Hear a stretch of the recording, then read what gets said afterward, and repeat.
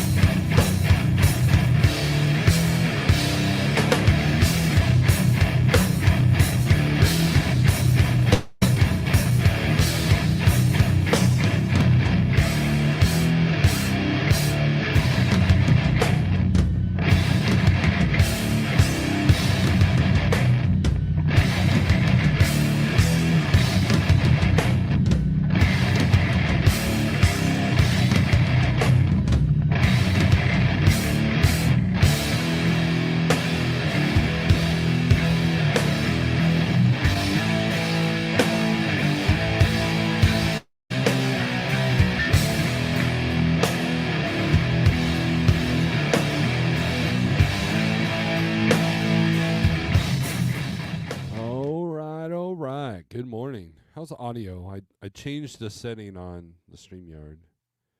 How's the audio? Let's see.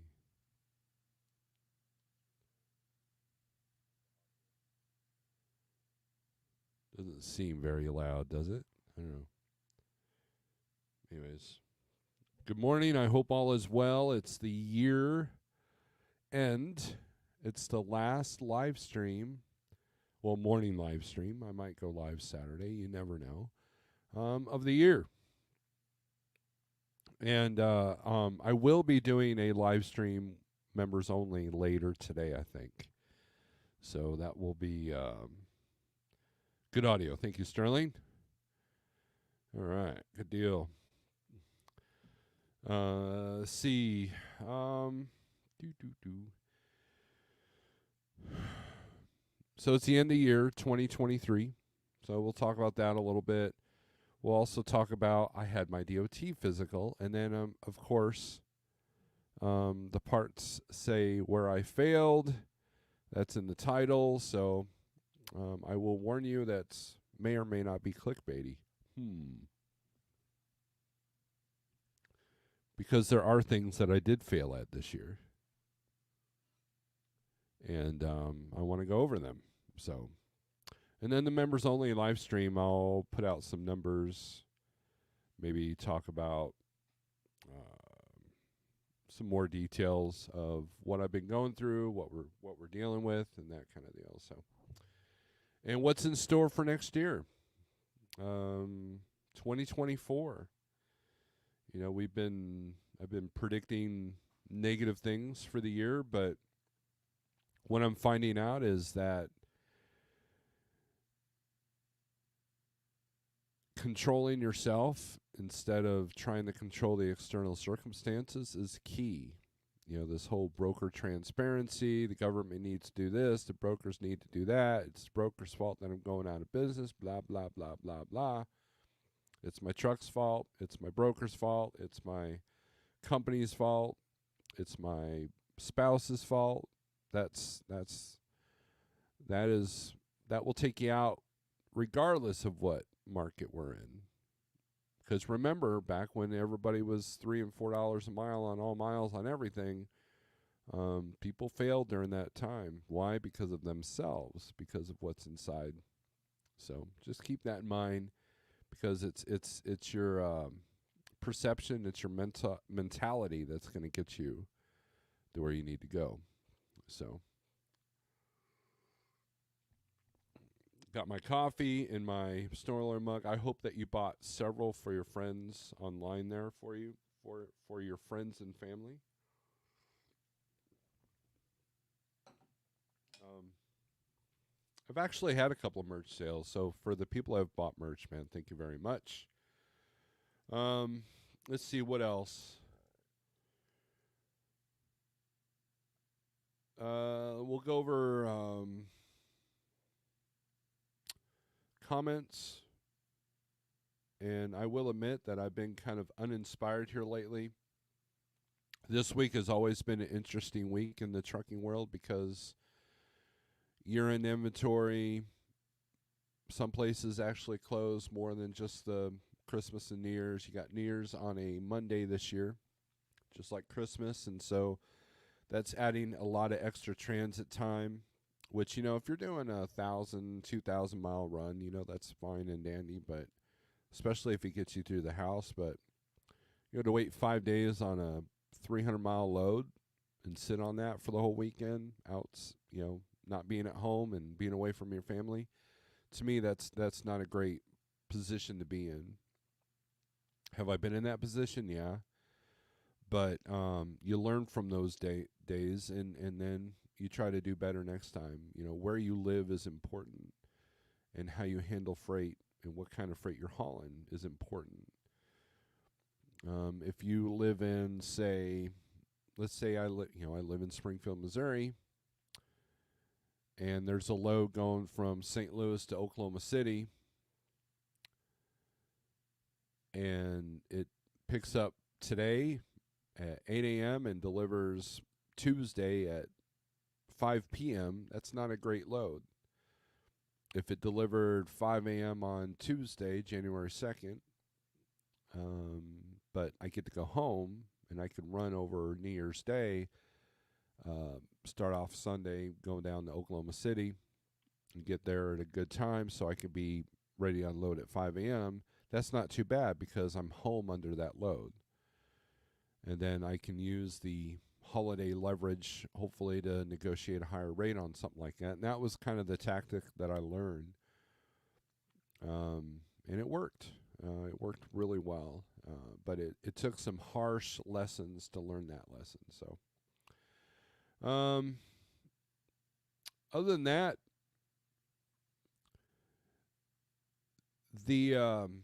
what was I going to talk about? I did my DOT physical yesterday, and she was the lady. There was a nurse and then a doctor, and the nurse, I had mentioned about my weight loss because she, one of the questions is, have you any unexplained weight loss? And I told her my story, and she's like, wow. So I showed her the picture, and I have this collage picture. You can find it on Instagram. I think I've posted it here a couple of times. And she was amazed. And she's like, you did that as a truck driver? What did you do? Like I had some big miracle thing. I said, I just stopped eating certain foods and started intermittent fasting. And she's like, that's amazing. And she's like, how do you get the willpower about sugar? And I told her my sugar cancer story, and she just kind of nodded like she's seeing that as well. The doctor, when she came in, she talked about my CPAP compliance, and she was like amazed at that. She said, a lot of times I'm fighting drivers for this. This makes my heart happy, is how she put that. And I showed 99.28% compliance on my CPAP. You get a report and it tells you, everything. I'm trying to get a new CPAP machine, but my doctor and the CPAP place aren't quite in gelling. I might have to go in for another sleep study. We'll see. What else? Oh, I lost a crown on one of my teeth, so no holiday snackies for me. So It will be primarily meat and that's it, meat and fat. No vegetables, no beef jerky, no, definitely no sugar cookies. Don't want that. Let's see what else is going on. So yeah, the DOT physical went well, and I was pretty proud of it. My weight's gone up a little bit, but I was also wearing full gear, so that's part of it. But anyways, let's get to the comments here, and then we'll talk about what I failed at this year, because I have failed at many things this year, but we'll also talk about where I succeeded. So, anyways, Pigtail, good morning. You were the first one in here. Yo, he says. Southbound Pachyderm, what's up? Jose, good morning. CDN Freight Broker, good morning. I'm still doing that research and still making a decision. Flatbed Trucker, good morning. Desert Okie Pam, good morning. My name is Nobody, good morning. Sterling, good morning from Valhalla. Witness Me, good morning from sunny New Jersey. Is it sunny there? Thank you for your membership. Also, thank you to Pam and Pigtail and Sterling for the memberships. Morning from Atlanta, insert sad face. Oh, it ain't that bad. Justin Axberg, good to see you. Good morning, Mr. Snorelord in chat. Randy Curry, good morning from Waco, Georgia. Waco, Georgia. Scott V, have a new year. Have a great new year. Thank you, Scott. I appreciate you. Greg Zimmer, good morning. Also another member. I appreciate you. Henry Duncan, good morning. Tyke Trucking, good Caval from Jorvik. Shoot, I'm late, or he's early, or I'm very optimistic. I'm very optimistic for 2024 thanks to Snorelord and DIY Semi. I predict 24 will be a very good for Liberty Enterprise. There you go. I'm seriously considering adding owner ops for these dedicated runs and to help grow the company with customer freight. Well, we can talk about that a little bit. Chris Bailey, good morning. Liberty Enterprise should have failed, in my opinion, and only because of God allowing it. To a much lesser extent, my willingness to change with advice from my mentors, I'm very thankful. Good deal, man. God gives us free will, and you have to be awake for the knowledge. And so if you put away your ego, put away your pride, that knowledge comes in, you get rid of arrogance, and then that's when you can learn, and that's where people will succeed. I don't care what you're doing. I don't care what industry you're in. I don't care what the economic conditions are.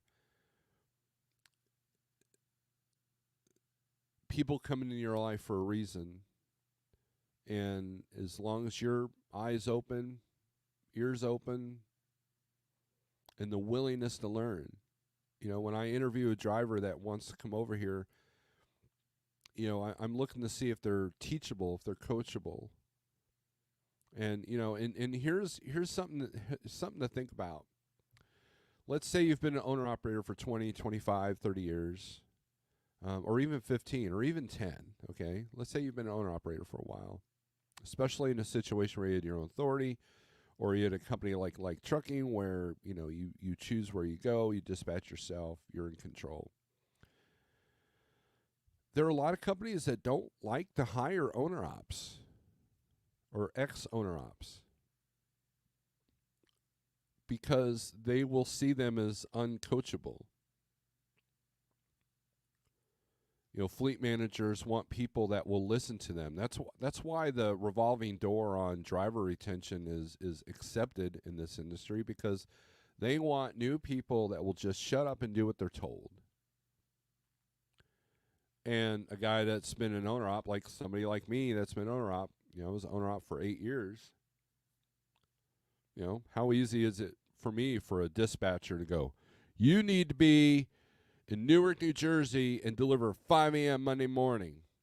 And you got 2 days to do that run. And the load picks up at 3 p.m. today.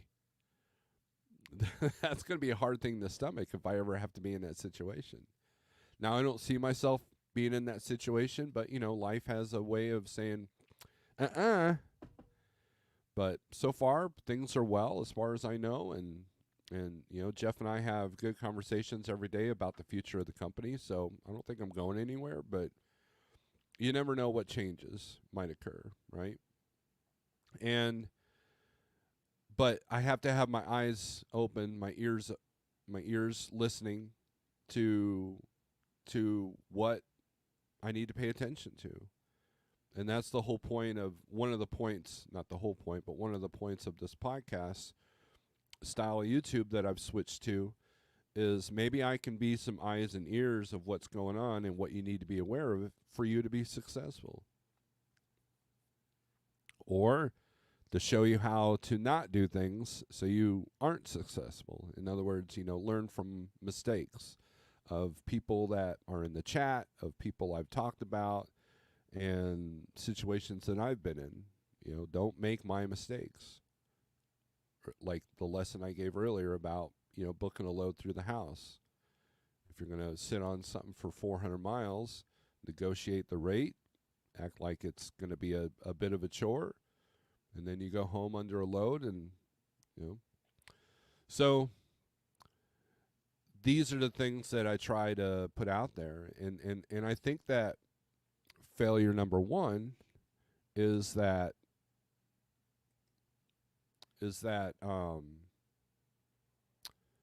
sometimes my message doesn't get through.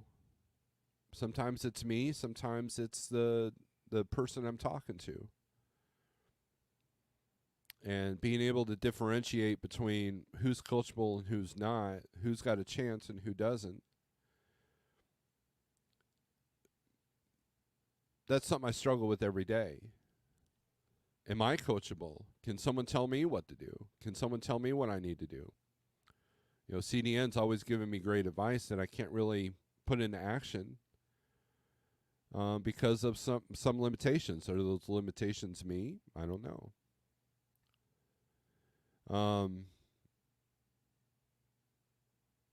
So that was one of the struggles I had when I sold my truck, was like, okay, what's my intention of selling this truck?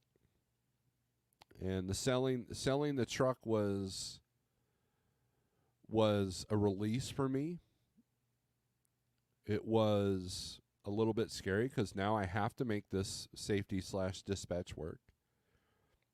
But it also forces me into an uncomfortable situation where I can concentrate more on this YouTube. I can concentrate more on promoting 123 Lowboard. I can concentrate on trying to get other deals that will help pay the bills, multiple streams of income. I'm teaching my kids multiple streams of income. My son drives for 4 or 5 different delivery services. And he's constantly looking for a way to make money. Honestly, he's not out there trying to scam anybody. And that's a victory for me, is that my kids want to make their money honestly. And he has a little bit of the entrepreneurial spirit, and my daughter doesn't, which is fine. Some people are completely content as long as they're happy in the work. I saw a YouTube short today where this guy, his job was to be a fire spotter. Spotter. So he practically lives up in this tower in the forest with this beautiful view every morning. I mean, can you think of a better job? Hopefully it pays the bills and he lives comfortably, but at the same time, how magnificent is that?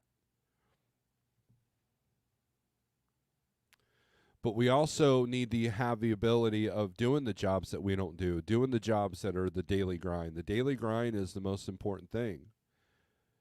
Whatever you're doing today, whatever you're doing right now, do that over and over, and that's where you'll succeed at. So if you're sitting at home,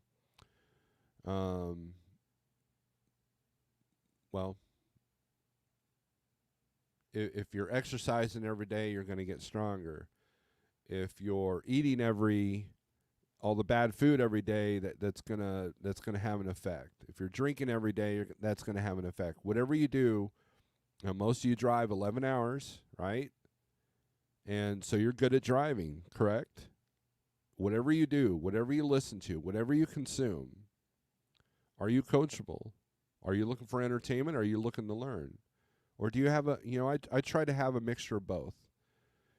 For every self-help book, for every book that's factual, you got to have a book that's entertainment. You got to have a book that's fiction that you can engross yourself in. Get away from the devices. After my video's done, listen to Audible, or if you're sitting at home, read a book. Get away from the devices. Don't let that rob your time. It's very maddening to go to a restaurant and see a whole family and they're all like obsessed in their electronics. Parents using, iPads and iPhones for pacifiers, which is going to come back, and, that's a different story for a different day, though.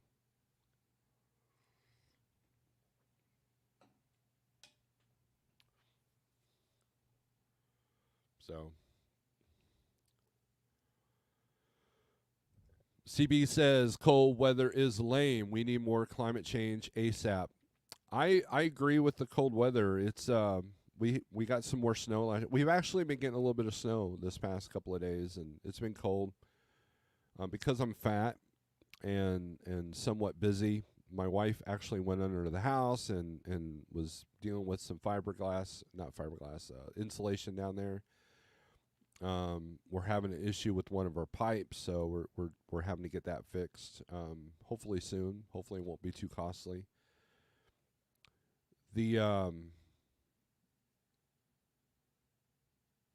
But yeah, it's been cold, and it's supposed to get colder. I think it's supposed to be down in the 20s tonight. And so my scenario of where I took a load home and I'm going to deliver in Oklahoma City in Tuesday morning, I have to make sure that's not freeze protect, because a trailer sent for 4 or 5 days will freeze.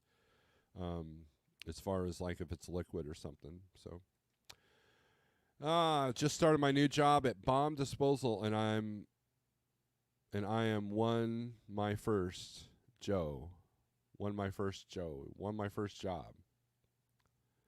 CB will be very sad when the climate changes to be even colder. Scorpion Trucker, good morning, Snorelord, and everyone from New Hampshire heading to Maine for a long weekend. All is well. There you go.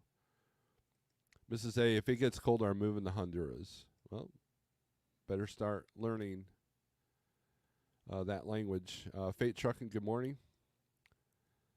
That's a reasonable plan B, CB.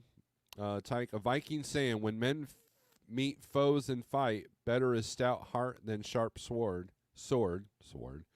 God, I can't talk. Applied to our day, your tools can only get you so far. It's your attitude that makes a real difference. There you go. Perfect.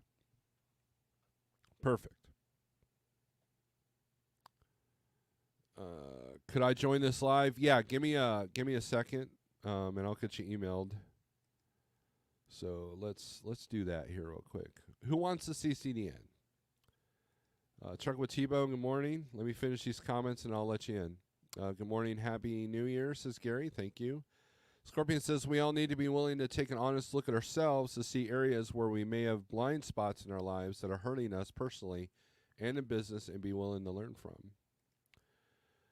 Those who are successful in areas where we have weaknesses. There you go. Good wisdom there. Let me get the email up here.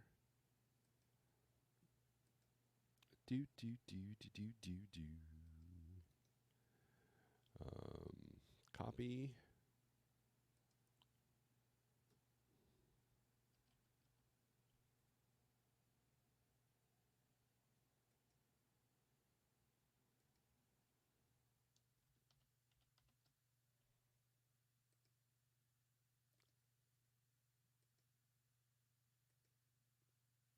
All right.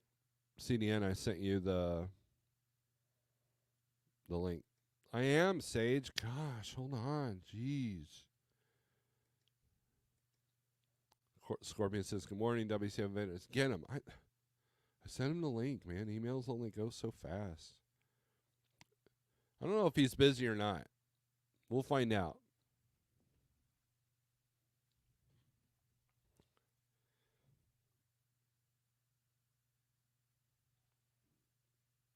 All right, so scenario number 2 that I failed. I did not make 5,000 subscribers this year. I have failed. Right now I'm sitting at $49.52. Now, after there was a call of troll channels to go out and get subscribed, guess what? I gained 3 subscribers and then I lost 3 subscribers. But we're at 49.52.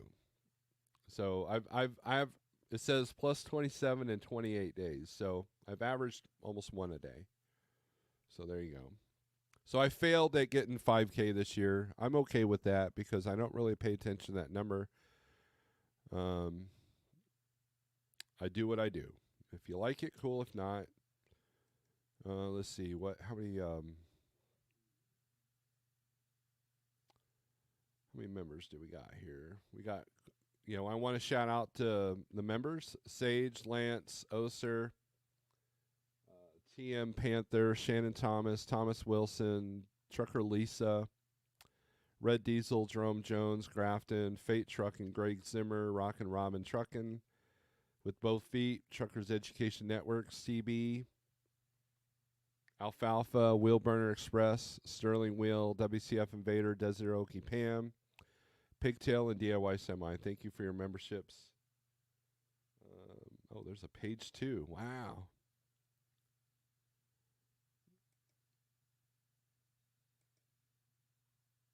Oh, okay. No, there isn't.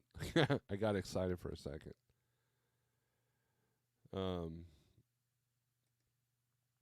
Good morning, drivers. Be safe and out there. Good deal, Twitch. Thank you. All right. Good morning, sir.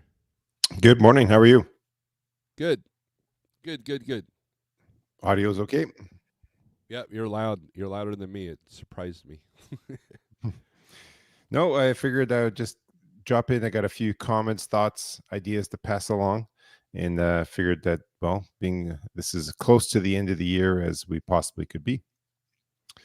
And so the first thing I was going to touch, you've talked about this several times throughout the year, but I think it's just to reemphasize, is resilience and stress. Mm-hmm. I believe that there's a balance that everyone needs to achieve. If you're too laxed and don't have much stress, you sometimes are less productive compared to if you're overwhelmed and overstressed, you're less productive. Mm-hmm. So you have to have just that. You have to have a little bit of stress, right? There's got to be that correct balance of stress that you need in your life. And that's one of the messages, is that you, in order to do that, is exactly what you talked about. Control what you can control. And that will eliminate some of the exterior stresses. And you have to have your own stress, right? Your own stress of managing your own book, a bit, your own business, right? If you're an owner operator or a freight broker, you have to have your own level of stress to manage, but you got to focus on controlling the controllables. Okay. That's kind of one thought there. But the main thing I wanted to kind of bring about, I think, is that, after 2023, we've seen how the market, flipped from between, 2019 all the way through to, 2020 to 2022 were kind of the highlight years, right? Those were the peak times. And then 2023 came, and we kind of seen what happened with the market. Started out that all of a sudden there's a lot of trucks, not as much volume. And then the rates started to go, but carriers were sitting back trying to hold for the better rates. And those never did come about. And I did mention a few months ago, or a month and a half ago, 2 months ago, to rerun your books as if you're starting over for 2024. And what I wanted to kind of say about I'm hoping that 2024 it's going to be a volatile year when it comes to the market. It's not going to be there could be some good times, but I don't see the first month or two expect any, you're going to wake up January the 1st or January 2nd, 2024, and boom, the market's going to be hot. I don't foresee that. But I believe aside from the rates, I think that we're at the stage now in the trucking industry, the logistics industry, where what we have to really do is make 2024 the year of doing. So therefore, where I'm going with this is that we don't need to worry about the broker bashing. We don't need to worry about the carrier bashing. we need to do. So what we need to do as an industry across the whole thing, anyone, if you're a company driver and you're thinking about becoming an owner operator, don't come out here blindly. There's too much resources. There's so many YouTube channels where that you can learn so much about their journeys. There is so much ways of people to reach out to, communities, Facebook groups. Yeah, some of the Facebook groups aren't the greatest, and I'm sure Steve will attest to that. But there's people in there that will tell you some facts. So if you want to come out here and do your own thing, so you have the freedom to run the lanes you want, that's great. But that comes with a price. And that's kind of my message, is that broker bashing, well, you can continue doing that, but that's just hot air. That's not doing. I believe that you have to, if you're currently in the market as an owner operator where you're leased onto a company where maybe you're self-dispatched, or you're an owner operator with your own authority, and all you do is you wake up and you're mad at the brokers, maybe it's time to reevaluate. Maybe the spot market, you love trucking, but maybe the spot market isn't for you. The other thing, if you're currently a company driver and you have the desire to buy your own truck and get in the market, that's great. We encourage that. We need people like that, because when you do buy a truck and you have your own trailer, you're going to look after the equipment 10 times better than anyone else ever will, right? But what I want you to do, though, what I'd prefer to see someone do, if you've been a company driver and that's all you've ever been, and you want to jump into a market and get your own truck, get your own business, I highly encourage, if your company will give you the opportunity, or you can apply, ask them, talk to your upper management, go become a dispatcher for even just 3 months. You don't have to tell them that, but go into the dispatch world. See how easy it is to dispatch 4 or 5 drivers. How does that work for you? And maybe it does. And if you found that you have a knack for it, then you're good to go for the spot market. That's part and parcel of the message, is that I think that, we've talked a ton of times about all kinds of things. Let's say right now it's 2023, December the 29th. How many of you have an empty inbox, or at least less than 50 emails in your inbox? If everyone's probably looking sheepishly like, well, geez, I got 1,000, I got a couple thousand in my inbox. Why? What is your process? Right? So, have you mastered how to manage email? Right? When you get an email, what do you do with it? Do you put it in folders? Do you delete it? What if an email is actionable? Do you have a task manager that goes into it? So all these little things. Let me ask you this, Steve. If you were an owner operator last year, whether for your company like trucking or similar, or you have your own authority, what would be, if you were to reflect back on the numbers, what would be the top 5 numbers that you would, if you're sitting at a truck stop and someone says, let's go have a coffee and talk about owner operator and the numbers from review last year, what would be the top 5 numbers that you want to know from last year that's going to help you make your business decisions for the next year? Probably the biggest expenses. It would be maintenance and repair and labor hours. It would be, because cutting costs is important. The gross versus net, how much money went out instead of coming in. I would be more focused on that, because I've had years where I had more money coming in, or no, I've had years where less money came in on the gross side, but my net was about the same. And then I'll look at and evaluate why and how that happened.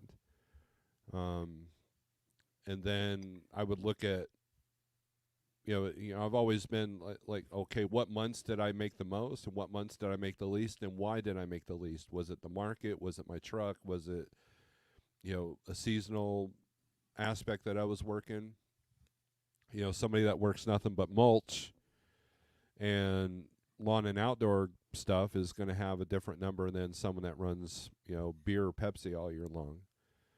Um, their numbers are going to be different. So, what products, what customers, what brokers did I make the most? Right. So Um, that's where I would be looking at is I agree with you looking at your costs 1 year. Like it'd be nice to look at if I was ideally because you can look at a 5 and 10 year span, but there's always differences in there. I mean, unless you're amortizing, say for example, you did do a big rebuild or you had, a huge $25,000 repair that you're kind of like you blew a turbo or something and you mhm. had to amortize that over a couple of years. But I would want to know, uh, oh, is my volume too high? It's louder than me. I think that's what Huh. she's. I'm trying to I'm wonder how in StreamYard can I lower it? I guess I could try the mic. You got the same mic I do. You Yeah, can. that's just headset. That Yeah, doesn't that's just a headset. So that's just a head. maybe not be Oh. this close to it. Like maybe you can Yeah. talk a little bit. Okay. Does that sound a little bit better there? Yeah. Okay. So what I'd be interested in, and I just received an email from a carrier the other day, one of my local carriers, and they summarized how many customers they serviced and how many they added to their portfolio, how many total loads they did. So what I'd be curious to see about is, when if you come up with that, what numbers help you drive your business. But I would like to look at, how many, if you looked at it from year to year, your gross. Okay, so if you made X dollars in 2022, and then X dollars in 2023, how many weeks did you have to work each year to achieve that? Hmm. How many brokers did you work with last year versus the previous year? Because ideally, as you see the market happening with AI, Sage and everyone's been talking about it. We're seeing more and more. We see other people talking about the same thing where brokers are more and more getting off load boards. They're having internal load boards. More and more brokers are having it that when you see a broker says, "Oh well, we're gonna remove the quick pay unless you run at least 10 or 15 loads a quarter for us." Well, why are they doing that? Right? Why are brokers doing it? Because they want to stop the one and dones. They Hmm. want the same broker carriers servicing their freight. So that's the goal. And so my point would be is if you, however many brokers you did in 2022, compare 2023. If you made, a whole bunch more money because you ran more, you worked more weeks. Okay. But if you work similar number of weeks, ideally the number of brokers that you used should be shrinking each year. You're doing the same amount of business or more, but you should be shrinking. So those are the things I wanted to just bring up is reminder that whenever you come across someone saying, "Hey, I'm thinking about becoming an owner operator, coming in the spot market," sit them down, remind them. Number one, no guaranteed income. Number two, you're not getting 52 weeks a year income. You're maybe Hmm. 40 to 42 weeks a year income. Yep. So if this person is wants to come out and they have spouses, significant others, and kids, they have to understand what the market is. If they're used to being a company driver, getting paid pretty consistently, that's out the door. Be fully aware of that. Are you prepared? Are you comfortable building relationships, talking to people? How comfortable are you on the computer? Those are all like the driving part is obviously becoming a skilled driver is your first stages of being a driver. But once you've mastered that and you're ready to move on to the next level, I highly encourage if you can become a dispatcher or something in your back office at your company. And the reason I bring this up is that if you've never been in the back office where you've seen management and been part of management meetings, you will learn a lot. You will learn lots about operation. You will learn a lot about thought processes. And you may come out of that and saying, yeah, that's exactly why I want to become an owner operator. But here's the reality. You come out, become an owner operator. And the reason you did that is that your goal is because you want to run things your way. You don't want to have all those layers that a big company has with all these procedures and steps, and you want to have control. That's great. And then you think, you know what? I'm doing so well. Um, I'm going to add some people to my team. I'm going to add 3, 4 trucks. And then a year later, you added 5. Before you know it, you now got 10 trucks. Guess what? As soon as you start adding 5, 6, 7, 8, 9, 10 trucks, guaranteed one of those 10 trucks is going to cause you a problem. And when that problem happens, guess what happens? You now, as a carrier, has to have procedures.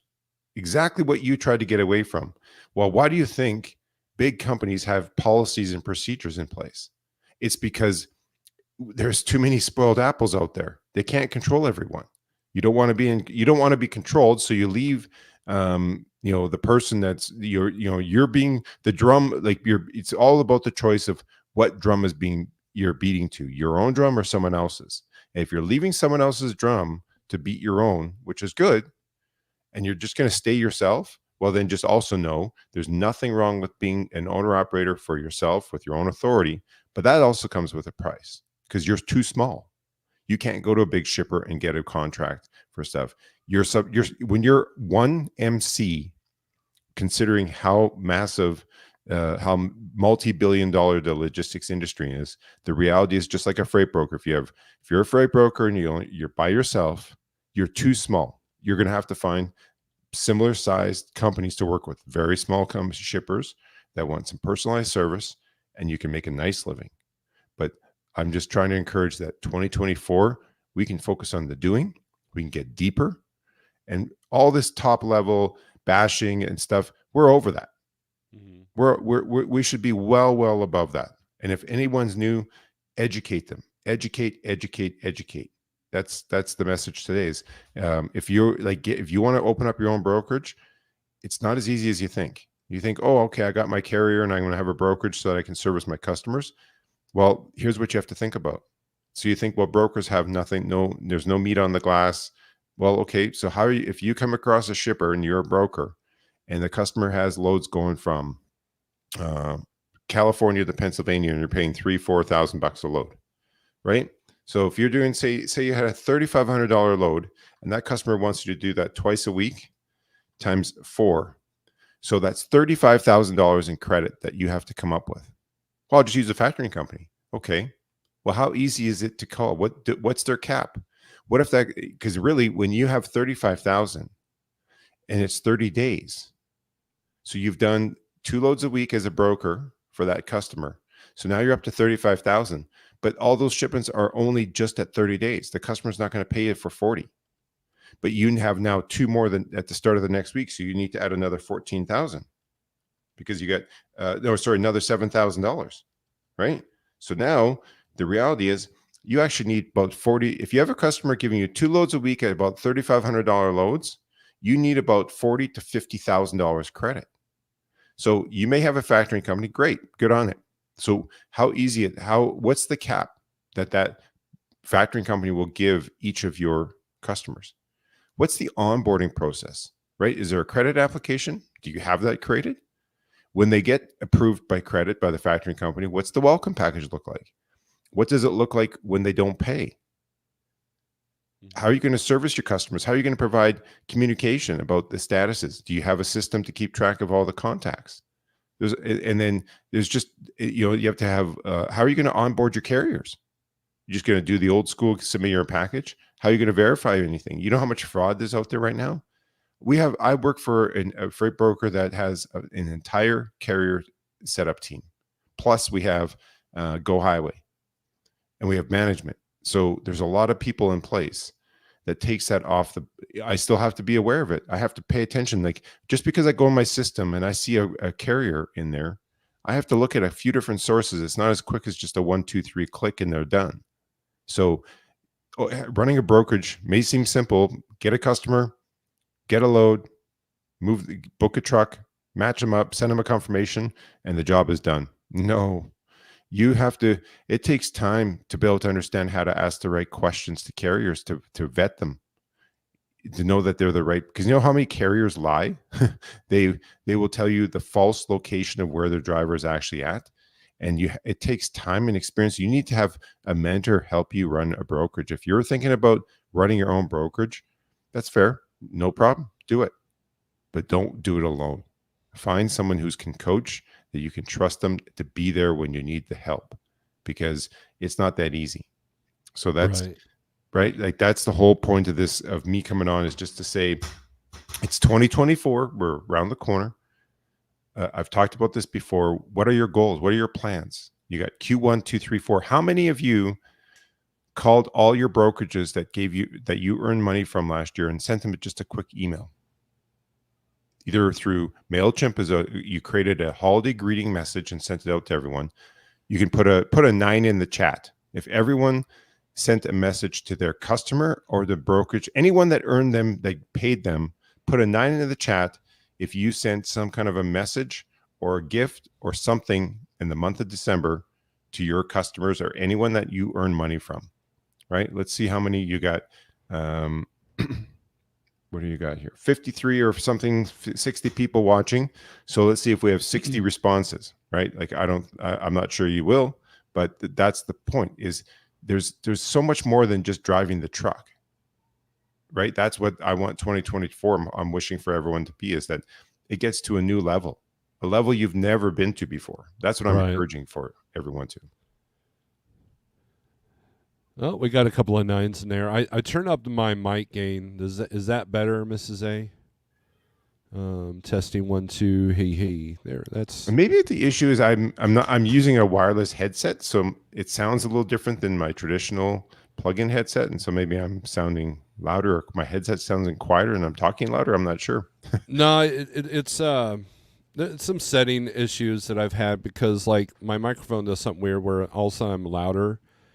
And I think so I just Googled while you were doing all that, because a lot of the stuff you've told me before personally, and you've mentioned it here on this channel. So I was messing how to input my mic. Is it better? Yes, a little better. So let me do this. There, how's that? Is that better? Better balance. That's what we're looking for. Yeah, you sound a little bit louder now. All right, good deal. All right, so we'll, oops. We got a few 9s in there, which is good. Yep. But I'm not seeing a quick response by everyone. So that's the point, is this business, like right now is the time. If you're a broker, you need to clean out your back office, meaning you need to go through your 2023 files and get them cleaned up. And then you need to review how many customers did you have last year? What's your plans, and have all your folders, things set up for 2024. Right. What can you do better, different? It's going to improve you. Do you have to? What's your website? What's your LinkedIn profile? So those are the kind of things that you look at. Like, you have the tools that if you're thinking about becoming an owner operator or hitting the spot market, leverage 1, 2, 3, even if you have to pay for it, because they're one of the few load boards you can get on without having an MC authority. Mm-hmm. So is 1, 2, 3 going to show everything? No. But what it's going to do, that we know that someone else recently went through, if you want to have your own authority, how to better stand apart as a business. Pigtail, I did a 3-hour presentation with DIY Semi on his channel. I lay it all out. Just have a notebook.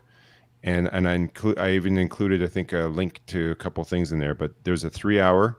You can go back through anytime. You can go to my channel, How to Stand Out, as well. I have some videos on there. And if you go back through Snorelords, anytime I've been on, we've had some very specific things. But one of the highlights from 2023 would be the one that I did with DIY Semi. Unless DIY Semi disagrees, but I think there was a lot of information in there that I'm sure many have not done. So, So basically, what was I talking about before I looked at the comment there? I got sidetracked. Sorry about that. Yeah, sorry. Welcome to my world. Yeah. But yeah, so basically you have to really just take this time, leverage the next couple of days, how it's going to be look at your calendar. Like, for example, I kept thinking, okay, next year's great. I always say that it's nice when the Christmas holidays falls on the Monday, Tuesday, because then you got the weekend and Monday, Tuesday in there. But guess what? This year it's a leap year.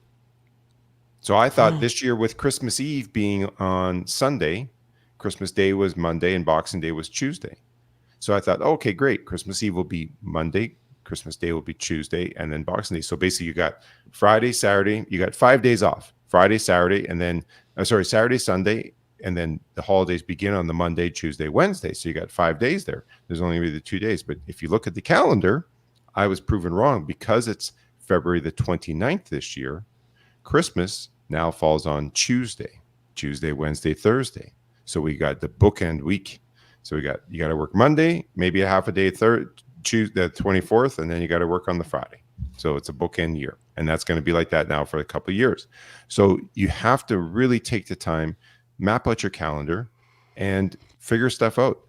And like those are the things you can control. Right? If you haven't taken the time to map out your calendar, what weeks you plan, like look at the times look at last year, map out what was last year. Like what Steve he's told you guys for years he's done. He has a notebook that writes down every time he does it, but notebooks are great. The only downfall to the manual method is it's hard to pull it as a report, but still you can, if you at least have a calendar book that looks like this, right? Like this is my 2024 booklet. So at least if you have a pocket calendar book like this, a desk calendar book that's not that big, right? It's not that big. If it's, almost the size of my hand.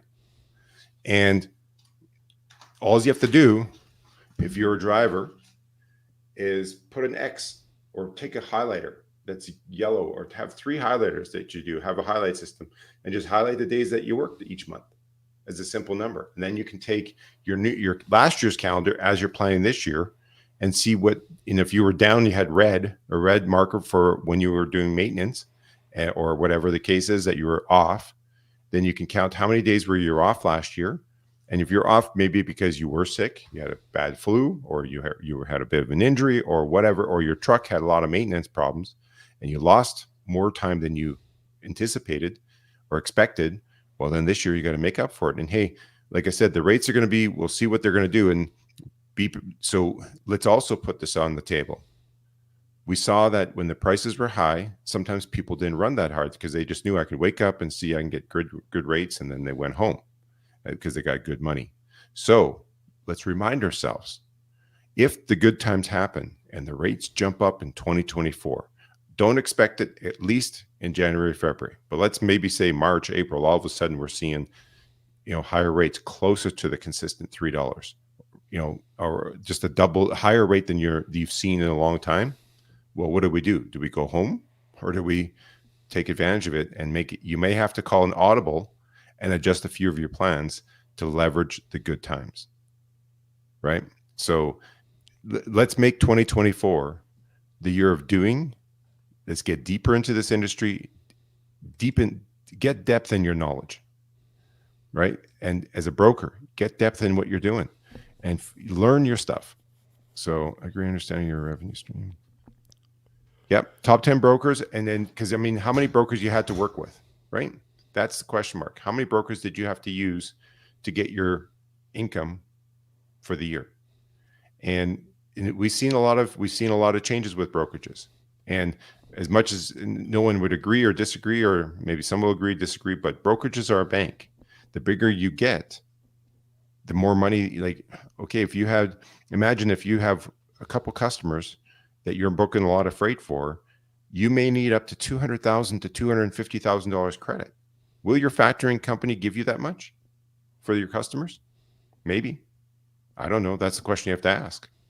But if you want to run a brokerage, one solo person, you know how much business you can do?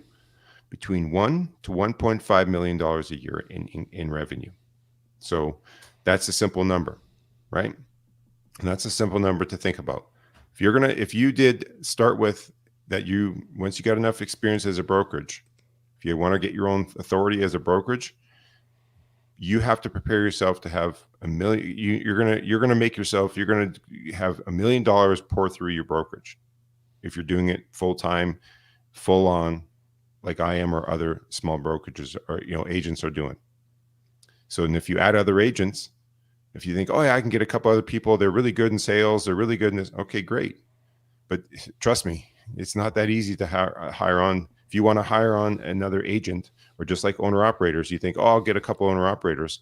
Ask Steve and Jeff the onboarding process. It's not as easy as you think. Yeah, I was gonna say I was talking to somebody yesterday about hiring drivers and the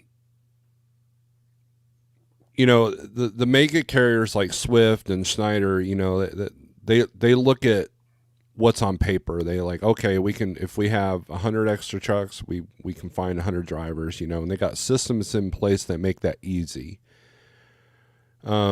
When you're looking for, like in our situation, we're looking for loyal, well balanced, they have their act together owner operators that want to use our platform to make their business more successful. And so if you're, say, a guy that has 3 trucks, that owns 3 trucks and wants to put drivers in them, whether they're company or you make them lease purchase, what these people are finding is that that's always a challenge because of the human element. It's easy for Swift to forget the human element because of the amount of trucks and numbers. In a truck, their truck cost is a lot different than the guy that owns 3 or 4 trucks. And it's not as easy as putting a person into a truck. People wanted me to lease purchase out my truck. There's only 2 people that I trusted to drive that truck, or 3.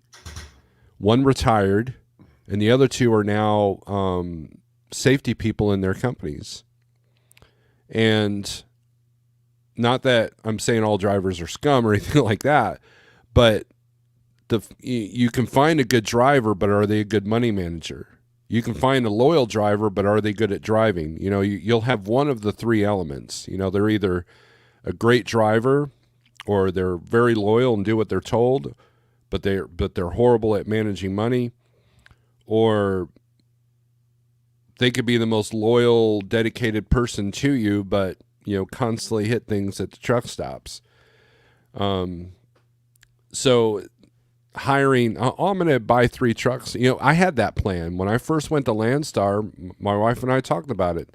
I was going to pay off the first truck, put a person in the second truck, and then I could relax a little bit, not be on the road as much. And what I learned 2 things. There wasn't enough meat on the bone to pay another driver. And number 2, it would be challenging to find a driver that was willing to treat the equipment good. We hear company drivers say it all the time. Well, it's not my fuel, so I'm going to go ahead and idle. It's not my thing. I'm not worried about that. And I know owner operators that won't even change their old light bulbs. Well, I'm not a mechanic. That's not my job. And so finding the people with the right mentality is the most challenging thing. Just like, finding people for dedicated runs. Don was in here saying that he might want to put another person on to help do his dedicated run. That's a can of worms that he's going to find out. That's going to be a big challenge. Right. And when I saw that comment, I was thinking, because he said owner operators. Well, here's the thing to think about. And I'm not saying he'll make his own plan, but here's the consideration. Owner operators, well, they're an owner operator because they want to have freedom to do what they want. Mm-hmm. Company drivers, well, you have more control because you can tell them, here's where you're going. This is what you're going to do. Unless they say, well, I need to be home for something. You have to respect that to a degree if they've been on the road for you. Mm-hmm. But that's something to think about. You save yourself the money as a carrier, not buying the truck, but you are giving up your abilities to say, I need you to take this load. And I think that's, you and I've talked a little bit about this, is that I'm not saying all don't, but I would say a majority of the carriers in the spot market are not waking up thinking that, hey, I got this broker that I haul these loads for, and I know that the shipper said that they're really stressed. They got this contract and they're super busy. I wanted to take this weekend off, but you know what? I'm going to run this weekend because I know that shipper needs the help. I'm putting the supply chain ahead of everything else. Because most owner operators, I believe, just wake up And their focus is, how can I make the most amount of money? Not build relationships, not focused on servicing an industry. Rather, I just need to make my money. And there's a big difference there. And so this, this industry is hard. And I take the Big Blue Star company. Think about the Big Blue Star. You can go out, join them, because they have that. You can be, what are they called? There's a BCO. term. Yeah, BCO. That's right. Yeah. So you can become a BCO. You get your loads through various agents. But think about them. Why haven't they secured some of the bigger contracts? Because why? The BCOs won't commit. They have a little bit, maybe, but the BCOs will not commit. Right, the Big Blue Star people could be having a load board saying, we need 50 drivers to commit to this contract that's paying a little bit less than the market, but we're going to guarantee you a load, whatever the distance is, but you're going to get so many loads a week, depending on the length of the load and all that stuff. But you're going to have more consistent income, a little bit less, but more consistent, right? And so an example, people always say, well, it's hard to reach these brokers. They're just doing emails. Well, I'll give you a pro tip. If you can learn, like when you're at shippers and you're like, I know I've heard Steve tell the story and I've heard others say the same thing. Say there's a certain warehouse that you pick up from or deliver to on a regular basis. You've been there several times, and every time you could tell the shipper's shopping around, because for a month or two you got one brokerage, and then a month later a different brokerage, and then 3 months later the broker from 3 months ago is back on the list, right? Well, why? Because that shipper. So can you blame the brokers? No. In that case, it's the brokers who are shopping. It's the shippers shopping the market. They have a list of 10 brokers, and every day they put out a list of their loads, and it's a bid process.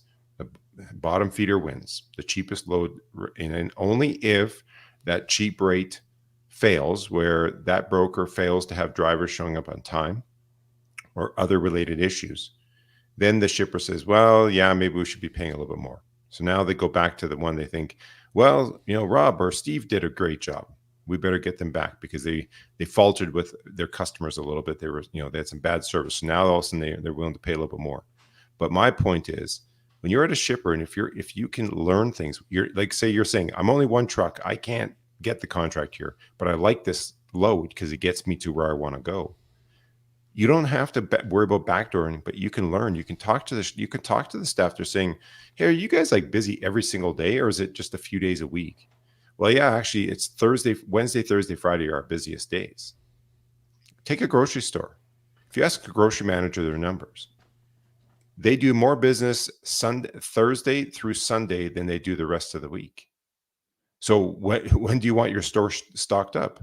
Thursday through Sunday, right? To maximize your money. So my pro tip is this: if you can gain insight and learn about a certain shipper you've been to, and you say, well, I can't reach the broker to talk to them, but you just delivered there. So what do you hold in your power? The POD, and the broker wants it. So what a pro tip can be, you can call or email the broker saying, hey, I have the POD, but I need to have a meeting with you. I need to have a phone call with you, because you're holding their power, their money. So now you can say, hey, broker, Steve or Rob or whoever, that load went great. We delivered on time and everything, but I want to share with you a couple things. You have a few minutes before I send you the POD. Well, guess what? That broker is going to open their ear to you because you have the POD. And you can say, hey, I come through here often. Your shipper's busy these days a week. I'm available. I can pick up because I can deliver here. I know the process.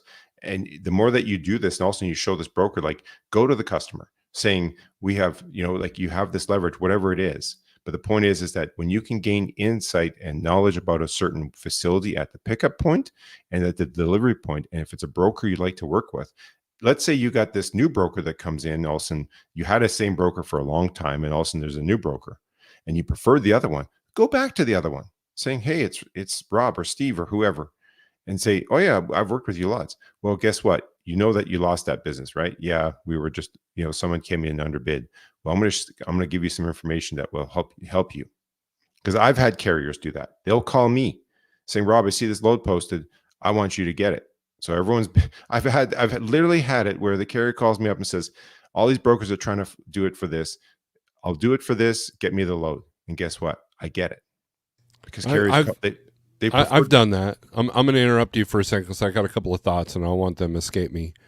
I've actually done that, and in dealing with like French's mustard here in Springfield, I've watched that. I'll do, like, for a while I was doing ingredients going to Cincinnati, and that was one of my main ways of getting out of the house. And then all of a sudden, that particular broker didn't have it anymore, and then a new broker would get it. And I would, negotiate with the new broker and tell them, hey, I'm familiar with this customer, yada, yada. And I found that the rate was always lowering, but then it would go back to the other broker because they couldn't service it. Now, what I found was you're going to have people that take the words that you just said, Rob, and they're going to go, well, relationships don't matter because, they're going to burn you the first chance that they can lower the rate, blah, blah, blah. Now, whether that's true or not, that can be true with a lot of people. So a lot of people just excuse, well, I don't work on broker relationships because it doesn't matter. They'll burn you in a second, blah, blah, blah, blah. So what I decided to focus on for part of the business is, well, what about the freight that isn't constantly looking for the lowest bottom line, where the service is more important, the on time is more important than the actual money? And so if you want to get out of this bottom feeder cycle, then find the loads that doesn't party in the bottom feeder cycle. And so for me, that was multi-stop loads that do difficult things because, yeah, do they want a lower line at times? Yeah, but what those customers and brokers find out that if they lower it too much, they can't find anybody. And I dealt with that with the shipper out of Georgia. When the rate got too low, my emails being flooded because they're not covering the trucks. But when their rates are good, I can't book them fast enough. And so recognizing that, hey, you know what? I want out of this bottom feeder. I don't want to, the French's mustard loads were good, but I knew that that was a temporary thing because of the goal of trying to be as low as possible. And I dealt with that at Landstar as well.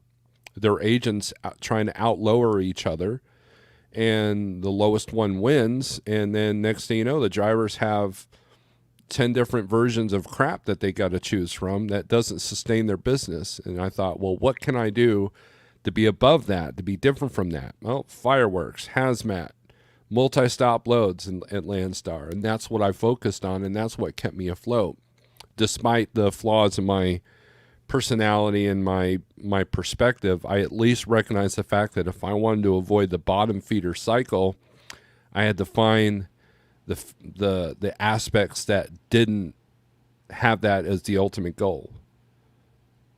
So thoughts? Is that a good way to look at things? Yeah, and I think that whether you're a broker or a carrier, the unfortunate thing is if you're working in the spot market or you're hoping to get a contract with a customer, you have to put your time in. You have to prove yourself. And that may mean that if you're, like you said, you mentioned French's mustard in Missouri, Springfield there. So if your goal is that that's going to be if you know that there's loads there, you need to find the brokers that are running those loads, and you need to build some trust and consistency with them and show them. And people say, oh, I know it's hard because some of the brokerages will only deal with emails. But if you know that you want to have a little bit of a meeting, I've talked about this before. How many of you had in-depth meetings with your brokers? Probably not many. And you're saying, well, they only have, well, guess what? Those brokers have salespeople if they're a bigger company. How did they get those customers? They had to have the time to call them. So you need to find a way to talk to them. If you have to call some other numbers, look on LinkedIn, look up the company, find an alternate number that allows you so you can message them saying, hey, I got some ideas around these customers, or you want to just something to entice them to call you back and not just talk about a lane, this one specific load.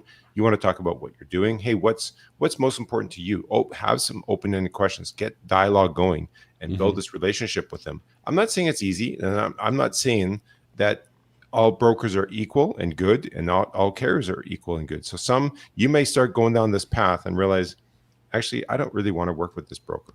They're not my style. They're not meeting, right? And it may happen, but it's a time and process system to do so. That's, I just can't emphasize that enough. I want to thank Shannon for the super chat. Today is my second anniversary of me being a headbanger. Become a member today. Thank you, Shannon. 2 years and counting. Awesome. And then Sterling Wheel gifted 10 memberships. Thank you very much. I think Snorelord OG was a winner of those.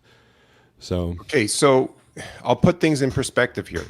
This is where you should be able to have it within your hands. So just in the time that you made your comments, I pulled up, like, our fiscal year actually runs October 1st to September 30th is how they track it. But if I was to just look at January 1st to December 1st. So in December for 2022, I did 1,616 loads. And I actually, in 2023, I did 1,088. wow. So what's that? 1,616 minus 1,088. So 528 less loads, dollar wise. So there was $300,000 difference in between the 2 years. How much? Right? So $300,000 difference. Wow. In revenue, total revenue. And guess what? It was higher in 2022 than it was in 2023. Now, part of that was, it's a little skewed, is because some years I get backed up. And what happens is the previous year, when I come into the new year, I wasn't completed all my loads. And then I finally get caught up in January. So really a lot of those loads are from previous years. So sometimes it gets a little skewed in that regard. Right. But the point is that I do a lot of LTL. So obviously I did a little bit less LTL in 2023 than I did. I know I had a lot of truckloads, more truckloads, I think, than previous years. And again, when I'm dealing with the majority of my freight, I have carriers in mind. Like the load board is the absolute last thing. Like when I'm doing loads, I have certain carriers. I call them first, email them first, and I tell them up front, and they know this. They say, I appreciate it. And say, oh, unfortunately, I don't have a truck today. Say, yeah, I called you first. You're the only carrier I called. And sometimes when I quote certain lanes, I will shop. I'll touch base with, good morning, Jeff. I will touch base with a few different carriers, but sometimes I'll talk to a carrier because I know they run that lane. And I say, look, I don't want you, when we discuss the rate, I'll say, I'm only using your number because I know you have enough trucks that when my customer says they need a load, they have a truck for it. And they say, yes, I do. So they understand that. And then but the good thing is, the thing that I do and I'm proud of is I don't just go to these carriers, get a rate, and then try to go to the market to underbid them and give it to someone else. If you look at my email history, I'm consistently saying, hey, remember last month we did this quote? Because I usually, even if we talk on the phone, I will always send an email, especially if the load is not happening right away. I will email them saying, thanks for the conversation. This is what we discussed. And then we have that email thread. So I can forward that email thread to them saying, hey, this load from remember last month, this is now a go. As a carrier, also, when I recognize those emails when someone reaches out because they want to use me versus putting it on a load board. And, if I can't supply a truck, what I do is I at least say, thank you. I don't have anybody. Thank you for reaching out. I appreciate it. Reach out if you need anything else. I make sure that I'm grateful for the fact that they're reaching out to me versus just ignoring the email and going, I don't know why they're emailing me. I don't have a truck. Some people have that attitude, Another thing that's super helpful, you might think it's useless, but if you have a customer, and that can be the broker, and ideally, see if you built a relationship where you have the broker who's giving to you, and you found out that if they're also the sales, like for me, I'm the sales rep and I'm the broker. I'm both. But if the company has their other people, an actual sales rep involved, and there's a way that you can inform them of some of the delivery statuses unless they don't want it. But you know what? I have customers where, because I've included the sales rep on load statuses, because they needed certain loads they needed to be aware of. All of a sudden, a month later, I get an email from a sales rep asking me for a quote. And what did the previous email look like? It was my load status update from the last load that they replied to asking for another quote. So does technology pay off? Yes. Whether you're doing that manually, Ideally, you have a TMS system that when you click it, it automatically sends the email to the people that need it, Mm-hmm. and they get the notification that the shipment's in transit and the shipment's delivered. And that's what all builds this consistency. We've talked and talked about this, and that's where we need to, everyone has to get deeper. It's, if you're not using a TMS system, well, 2024, you got to get on it. You have to. It should be integrated with your ELD. It should be integrated with your POD. Like, you should have, even if you're one truck authority, you should have it that when you go to the shipper, that the POD gets uploaded, and then you can click a couple buttons and the invoice and POD is sent out to the broker. Looks like we've got a question for you from Sterling. Thank you for the super chat. What is the average time it takes a load to be created, brokered, and then shipped? Depends on the load and the carrier, but see, a little peel back of the curtain is, if, for example, I'll use a water warehouse load. So if it's a repeat load and you've taken the time the first time, where you have all the proper instructions, right? Check-in procedures for the pickup, any requirements for making appointments, notes in there, step-by-step at the check-in, at the delivery, and you've done that, then you literally can take that load, click copy or duplicate, or depends on the term for your TMS, and you can create 5 of them. And then all you have to do is change the dates, add the new carrier, and you're good to go. So those could be literally 2-3 minutes a load to create, under 5 minutes, and you're sending them out. But remember, there's a lot of legwork to get to that point that you have all this, right? You've spent a lot of, so to add the time to say, well, this load took me 5 minutes, and you're thinking, well, he's making 12% or 10% profit on this load that took him 5 minutes to type. Hang on a second here. How many hours did it take to get that customer? How much credit do I have on the line with that customer?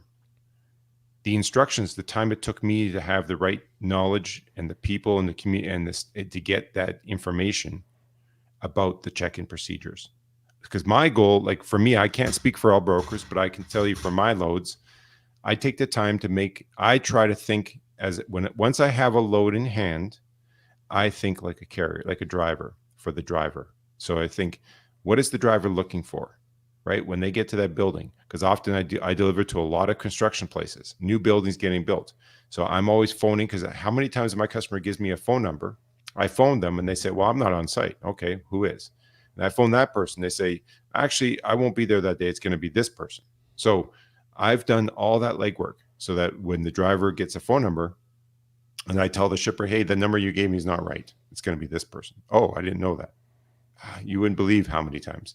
And then, so basically, you can be spending from, if you know the system, it could be 5 minutes, but it can be upwards of 25 minutes to, well, it could be up to an hour or more. It depends how long it takes to get the truck, find a carrier. If it's a new carrier that has to be added to our system, that takes time. So it can be, and then also, especially with LTL freight, so in LTL freight, it can be, time you're all said and done, a couple, 3 hours of time all in, because you're creating the pickup, you're managing the pickups, making sure that the local terminal dispatch the driver, and then that you're making sure the shipper has the right paperwork to give to the driver. And then the next morning, you're making sure that it was the carrier, the LTL carrier, billed it correctly to you. And then you're watching for the delivery. Then you're checking the POD and make sure there's no damages. You see there's a reweigh. Like, I'm constantly, carriers are adding charges. And I'm constantly, my customers have no idea, but behind the scenes, I'm auditing it. I just dealt with, this week alone, I'm probably dealt with 10 challenges where I said, why would they put an inside delivery fee? Like, with LTL freight, everything is a charge. And so I'm constantly having to analyze that and go backwards to it. So there's really no simple solution. Like I said, for Sterling to help answer that question is, if you're a van carrier and you have the same loads from the same warehouse, and once you've established a system for that specific customer, for that specific lanes, where then it's simple. You click a few buttons, you change a few details, but I'm still calling. I'm always calling, even if it's the 100th time. It's, hey, it's Rob. just letting you know we have another delivery coming in on this day. Well, actually, we're pretty swamped. And you say I was advised that I needed delivery on the Monday. Well, actually, we're pretty swamped. We're hoping to see that more like Tuesday. Is that possible? Because now it's going to force that driver to be stuck a day. Mhm. So sometimes I'll talk to the shipper saying, well, we're going to have to pay an extra day of layover, or how about this? Would it work if we picked up on Monday instead of doing Friday? It was supposed to be a Friday for Monday, but they wanted a Tuesday, and there's an extra fee. I'll say, well, we could. How about we load it Monday and deliver it Wednesday for the same price as doing the Friday for Monday? Oh, okay. Let me check. They come back. Yeah, let's just do it Friday. So you have to be solution orientated. They talk to Steve. I've been on the phone with him. There's not many times I won't give a solution to a problem because it's just thinking outside because there's always a solution. Yeah. You have to think outside the box. But again, my job is to, for example, construction sites, like back to that point, before I dispatch the driver, I've called them and I'll say, because often they'll have a thing where, the trucks are supposed to enter at a certain location, or like I said, finding out who the right contact is. And then when I find the right contact, I'll say, what's the sign say? What's the driver going to see when he's there? And that's what I'm looking for, those instructions. And I find out all the procedures, like, do you actually have equipment there? How does that work? Because there's a particular location in mind that I'm thinking of where I have a 1 hour window in which because the customer is a contractor on site at the job site. So they have to go to the general contractor, the head contractor, like the head construction company, and then they have to book the Zoom boom to unload. So if my truck doesn't show up at that time, well, they're waiting and the driver's going to be waiting. So, so I'm preparing, I'm talking all these things through. And again, the other thing that when you put time into it, there are brokers out there that when they quote, the customer says, I need a flatbed, truck from point A to point B. Okay. They reply and they put $1,500, no conditions. They just write $1,500 or $1,200. But for me, I'm looking at the pickup location. When I quote, I'm taking the time to look at it and say, well, that location's here. And as soon as I see some red flags, I'm asking questions, I'm verifying things. So my quotes are a lot more detailed than most brokers are, I believe. And I quote to execute. Some brokers just say they know the lane and the rate or this and that. I've already got a carrier in mind. I have a plan. So when the customer says, Rob, that's a go, I have notes. I have a map saved. I've got everything saved, as much information as I have about the load. Understanding, like, the shippers will say this and I'll realize I've been to this place before for another customer, and this place requires a pickup appointment or things of that nature. So I really can't give you a simple answer, unfortunately, to say how long does it take to book a load. It varies by customer. If you're a new broker and you only have 5 customers servicing a couple lanes, it may only take you 10 minutes. You want to know a trend that I'm seeing right now? And Don dealt with this yesterday. We were looking at freight, and there was a load he wanted to bid on one of these click and go apps, and a thing popped up saying that he could not book the load because his volume wasn't high enough. In other words, and I'm seeing C.H. Robinson, Coyote, a lot of these brokers are doing this now for particular customers. Hey, you've only run 10 loads for us this year. We need someone that ran 10 loads for us this quarter to be able to run this customer. Are you seeing a lot of that on your end? And what are the reasons why someone would do that?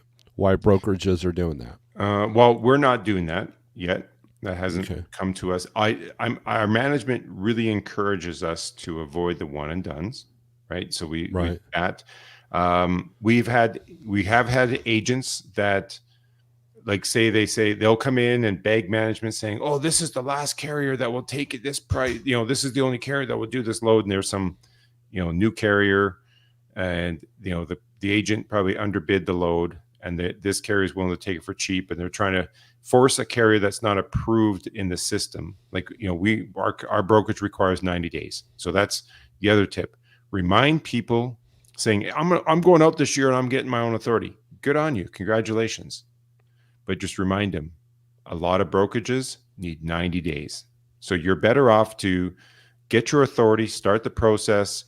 If you find a couple, you might get C.H. Robinson who will take you newer. And if there's a couple of brokerages that will, but you better find something else that's going to keep your income going. Stay as a company driver, stay as something else, but have your authority running behind to age. But but I'm not seeing that there's, in terms of us forcing people, but I'm seeing it by other brokerages. Yeah, that's And what I'm I'm seeing it by, saying is there's a I'm lot seeing of it by other brokers. brokerages, but in terms of my personal experience, they're not doing that. We're trying really hard they really emphasize weekly that when they send messages out and stuff on monthly basis, they send newsletters, and there's always a one saying focus on building your carrier network, and the message is just coming across. And because they're not forcing, it's like, yes, our system, I have a button that's when I create a new load, by default it posts to Parade through Parade, so that it summarizes. Parade is taking all available loads and putting it kind of like on our internal load board. But again, that's just a tool, but they're not forcing agents to do that. If an agent has their own book of carriers that are in our system to use, they don't have to go on a load board, right? They can use a load board, but we're not forced to do that kind of thing, that kind of system. But the whole point of not enough volume is, again, they're looking at the risk assessment of their customers, because we see the brokerages going out of business. So you think, well, hey, brokers have no risk. Well, we've proven that story, because we've seen the brokerages that have they came into the marketplace, and all the brokerages that shut down were under 5 years old. So take that into consideration. So they come out, they got a sales force, and they built too fast. So now they got all this credit, all this stuff, and all of a sudden they start realizing, well, one, it's not as easy, because they started having problems. They're just, the click and goes and so forth. That's especially the click and goes. If they're trying to automate their brokerage, that's why they want the regular carriers, because they don't want all kinds of new carriers coming on. They can't trust it. They can't trust them. And an example that you could start to see is, and I think, Steve, you may have a little bit of insight to this, is how DoorDash, do you guys have DoorDash in the United States? Yes. Yes. So DoorDash and Uber Freight and Uber Eats. So DoorDash has a system where they'll tell you your acceptance rate, because if you think say you look at some delivery of food and you're like, oh, that's too cheap, $3 for this. I'm not taking that for this many kilometers, right? Just like a load board. Well, then they start to promote that your acceptance rate is 32%. So you think, oh, get yourself to 50%. The reason I know this is I know someone that is going through this. Yeah. That they'll say, get your acceptance rate to 50% for better freight, better paying deliveries. Now you get to 50%. And I know a person who's doing this. They got the 50%. Now they said, get to 75% acceptance rate. So basically you have to go out there and take a whole bunch of cheap freight, cheap deliveries to build up your consistency. And then maybe once, I don't know how it works, but that's we're seeing that. That makes a lot of sense. And I'll get to Jeff's question here or comment. That makes a lot of sense, because, I jokingly told Don, I was like, well, it's not your fault that they have a bunch of cheap freight that you're not willing to haul, but when you look at the computer aspect, they're just looking at us as, again, they're taking the human element out of it. And I notice that happens every time there's a down market. When there's a market like we had 2 years ago, brokers are doing everything they can to move this rate, and they'll take anything and everybody. They're actually, okay, usually you need 3 months. You've only got a month. I'll make an exception, like what you were talking about earlier. Now it's the opposite. Now it's like, yeah, you don't have any inspections, or yeah, you haven't run enough for us, or yeah, you haven't been loyal to us. And because they're tired of dealing with it's a security issue. It's they want to keep their customers, it's things of that nature. And I've noticed that's the newest trend now, is that, a new authority can sit there, well, I can run for TQL and CH Robinson. And it's like, yeah, but if you're not running enough of their stuff, you're not going to have access to all of their freight. Like CH Robinson and Coyote, they have certain customers, kind of like the customer that you and I have talked about with the broker stuff that we've dealt with. That customer only wanted somebody that, you would work with before, because it wasn't a simple lowest rate one and done kind of thing. And so I'm recognizing this trend. Everybody's telling me, dude, CH wouldn't give me this low because we haven't ran enough, or Coyote didn't give me this low because I haven't run enough of their stuff. And so that's what I've said about 2023. 2023 is the year that a lot of dynamics of this system of spot market freight have changed, and it's interesting to see the changes. So Jeff says there's a big legal problem for drivers getting authorities and running under another carrier without telling them. If they tell that carrier, they would immediately be let go due to much risk. That's true. When I went to Schneider, what's an example of that? I'll give you an example. Sure. Right. So when I went to Schneider, I had to sign a piece of paper saying I was no longer officially at Landstar because of the legal repercussions of that. Another example is if you have a driver running under their own authority, but they're still signed with you, where does the insurance go if there's a cargo claim? You've got things of that nature. CDN has disappeared. And but yeah, there's a lot of you can't do that because of that. So people do, but that's the answer to that. So I just went to top up my coffee. And not only that, but it's wasteful in the sense that to get your own authority, insurance usually is between $10,000 and $15,000, depending on a whole bunch of different factors. And so let's say someone was at like trucking, and not only are they paying the stuff for here, but then they're paying this other insurance that they're not making any money off of. You're better off just for a new authority to find the broker that will work with you, and they become your dispatcher. I've got a buddy of mine that started his authority out of California.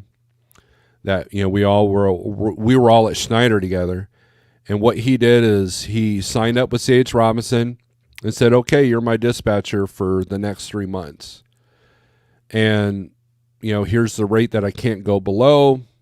Here's the rate I would like to be at. These are the areas I won't go." And boom, the guy kept them busy.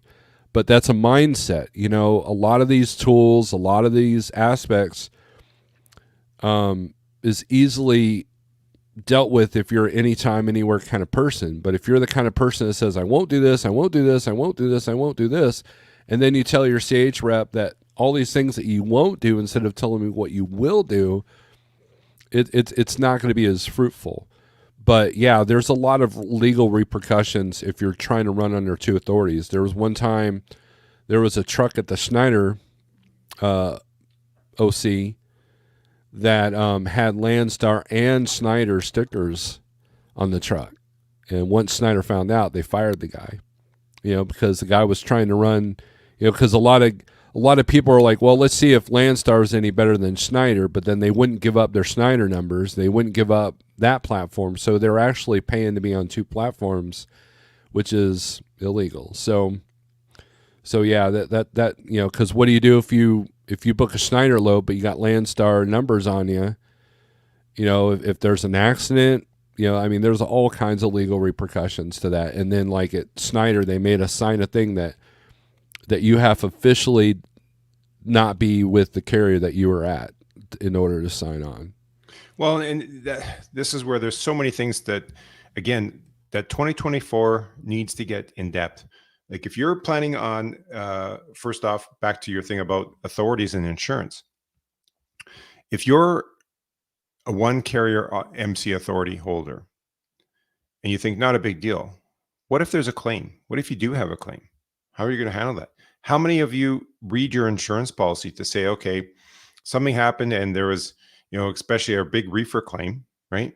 $20,000 of whatever went bad, or something did happen where something got damaged in the trailer. So, because that's, as a broker, again, a lot of brokerages are different, but when a customer says, yeah, Rob, this thing was damaged, so I'm wearing different hats. I become neutral when a customer says there's a claim. So the first things my first wordage, and I can tell you customer after customer, what was the carrier's actions, the drivers and or equipments that contributed to this? Well, no, you have to tell me. I have to be able to say specifically to show, I have to prove as the broker, the middle person, I have to prove negligence by the carrier, right? So they say, well, it was a pallet and the box, we opened up the box and we took off the top layer and we found this wetness. Well, that's called concealed damage. So we now have to say, this is why. This goes back to, again, being a broker sounds real simple, but this is where your job as a broker, your real job is an educator and a consultant. And that's where, if shippers who are shipping a lot of LTL, multiple single 1, 2, 3, 4 pallets at a time, not so much truckload, take a picture. Educate your customers, because okay, so when you take this example of a concealed damage, so there's a pallet that looked fine, but when they took off that top layer box, the next box was leaking. Okay, so my first question is saying, have you received from this place before? And I'm going to know the answer, but I'll ask them, yes. So every time you receive, because every shipper has a stick, they do a certain thing, like they wrap it a certain way, and then they twist, and then they stick a pink slip on this side of there's always one side of the pallet's got a pink piece of paper or something, right? So then I say, let me ask you this. Did the pallet wrap look the same as it did all the time? Actually, now that you said it, it didn't. It was kind of like the boxes weren't stacked the same way. So now I have probable cause to start to talk to the carrier saying, did you guys transfer this? Yes, we did. Okay. So now, and if it's an LTL common carrier, one nice thing is they have camera docs. So they know, they can see when it came into which terminals.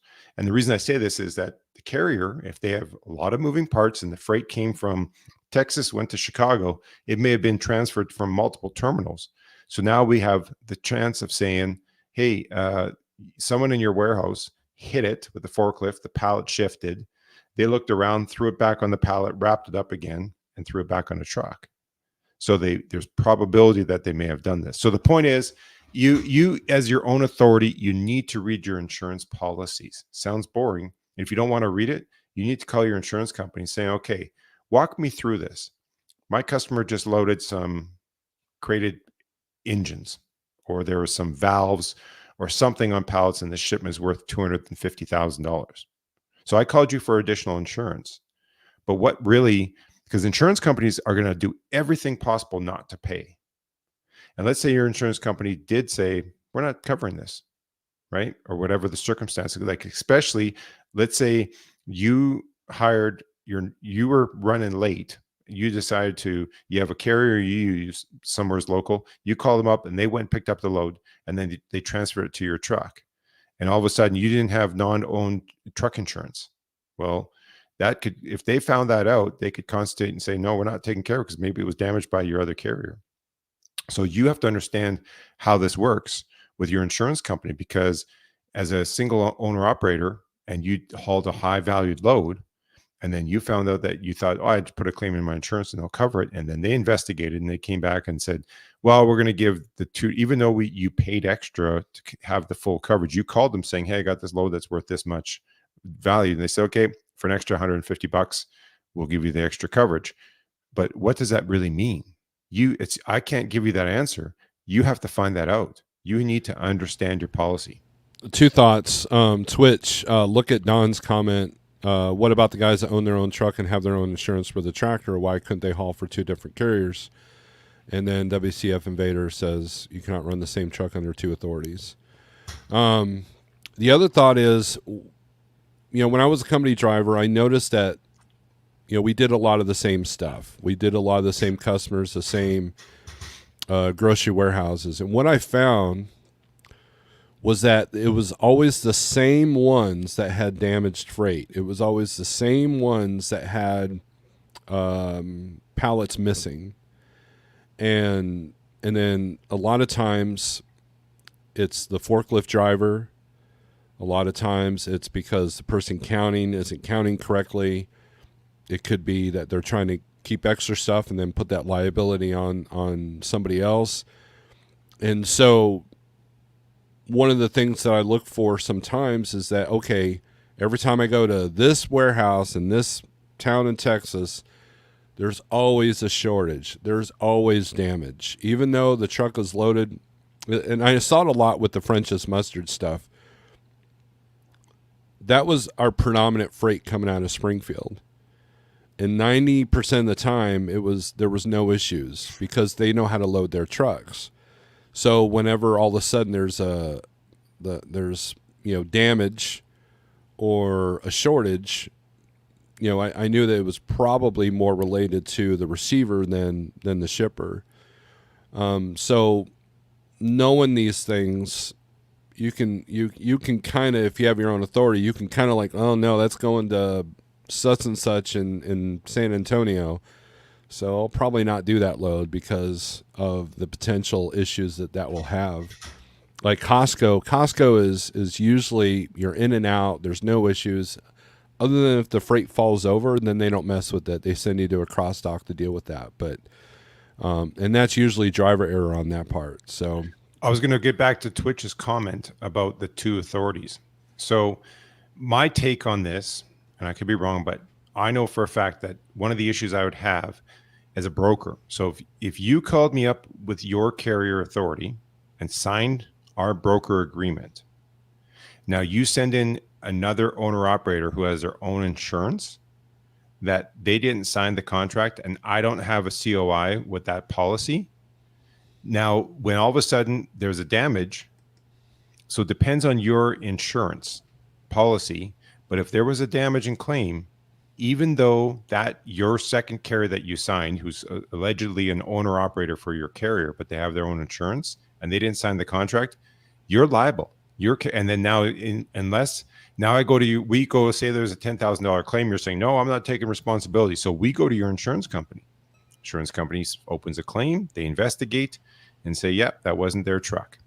Now, the brokerage is screwed, the shipper's screwed because we didn't have the right insurance, and maybe your policy has exclusions that protects you against stuff that we weren't aware of.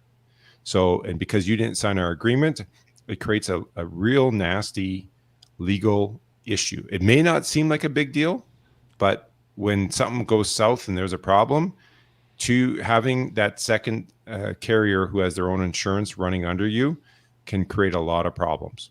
Now, if you're doing contract freight where they come in and there's like some bread company you're hauling for, and they hire you to do those, and they're taking on the responsibility with the shipper.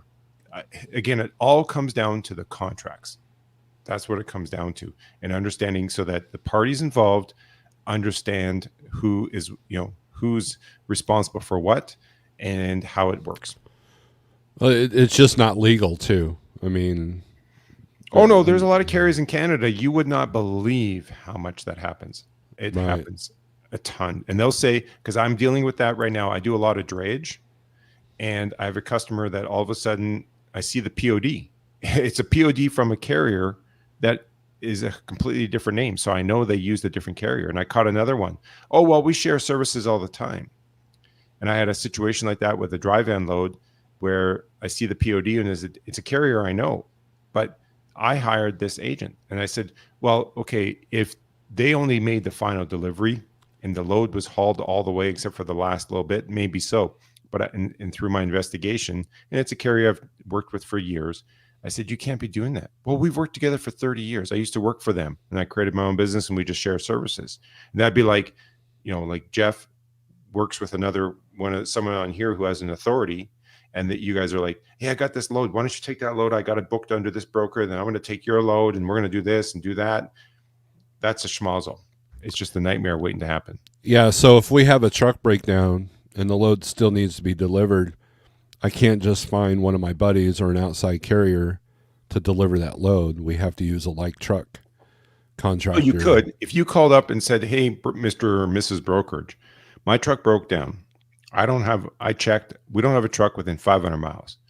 I've got a carrier I know that you can check through yourself. They can get signed on. So then Me as the broker, what I would do, and if I agreed to that plan, where I look up and say, yep, I can create what's called a freight plan in our system. So if your truck's at a truck shop or at a truck stop or at a mechanic shop or a dealer, I just add the dealer as a location where this other carrier is going to go pick up your trailer. So I'm going to have to verify now that the carrier that you recommended has non-owned trailer because you're going to haul your trailer and they're going to bring it back.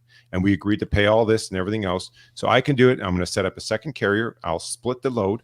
I'll adjust. You and I will agree to adjust to the rate based on the miles that you drove. And then this carrier is going to get paid for this. And I create two confirmations, and I'm going to pay you for your portion. I'm going to pay the other carrier for the other portion. So I can legally do that. Yeah, we had that. I had that incident. There was a truck I was dispatching for Like Trucking, and his truck broke down in Idaho on his way to Oregon, and we ended up doing that. But the broker was like, "We need to choose a carrier," and then the driver had to agree to let the trailer. We had to show the driver proof of the trailer interchange that the other carrier had. And then there was a rate put on there for the guy to return the trailer to the dealership that was fixing his truck. So most of the time, I guess it depends on the moment. Like if I call a broker and say, hey, my truck broke down. I've got a buddy of mine that can do this. Here's his credentials. What do you think? Most brokers are going to be like, well, thank you for letting us know, but we're going to choose a carrier. We're going to post that. We're going to choose a carrier. We'll run it as a power only, and then we'll make sure everything's legit. So, but Tyke Trucking, who's over the pond, we have to have goods in transit insurance here, which is a separate policy. If you're hauling across countries, your POD is a CMR contract, merchandise routiers, which is also GIT insurance. So that's a bit complicated, but it sounds like they have a process in play, and that's no different than, because it will happen during because he must be from England because he's talking in pounds. Yep. So, but they have obviously procedures there, but no different than, let's take Swift. Let's say the market's hot, right?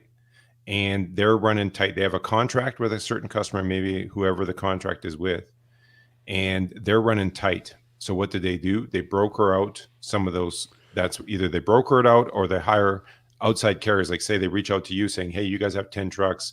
We'll pay you X dollars. We need help on this certain contract for the next month. Can you do it? There's no reason. In Canada, more carriers help each other with their loads than you would, but like you wouldn't believe how many times they're working together saying it's my customer. Because at the end of the day, some shippers really don't care. As long as the freight gets picked up and delivered, they don't care what truck it is.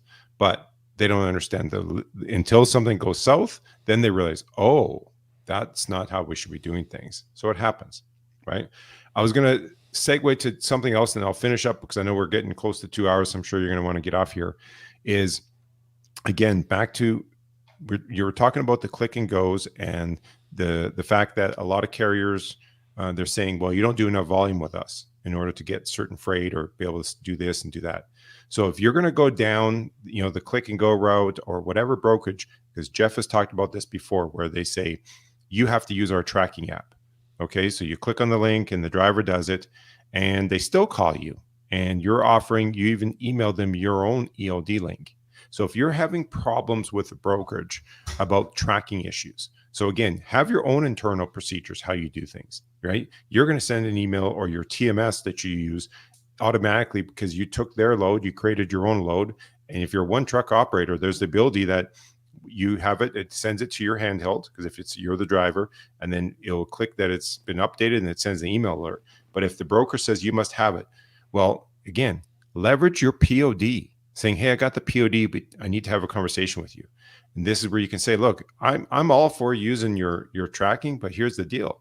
You had me driving through this part of the country where there's no cell reception.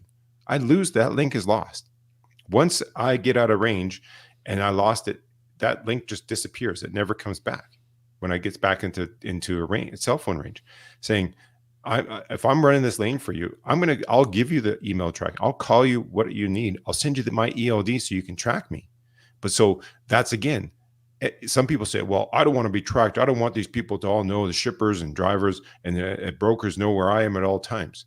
Well, if you want to get in the open market, or even if you want to become a contract carrier for a shipper, direct shippers, and have direct freight, sometimes that's the price that comes with it. That's the price of admission in 2024 is tracking. That's what everyone does. Hey, when anyone orders from Amazon, or you order from a company, and you can go onto the UPS website and you can go to the FedEx website and track it.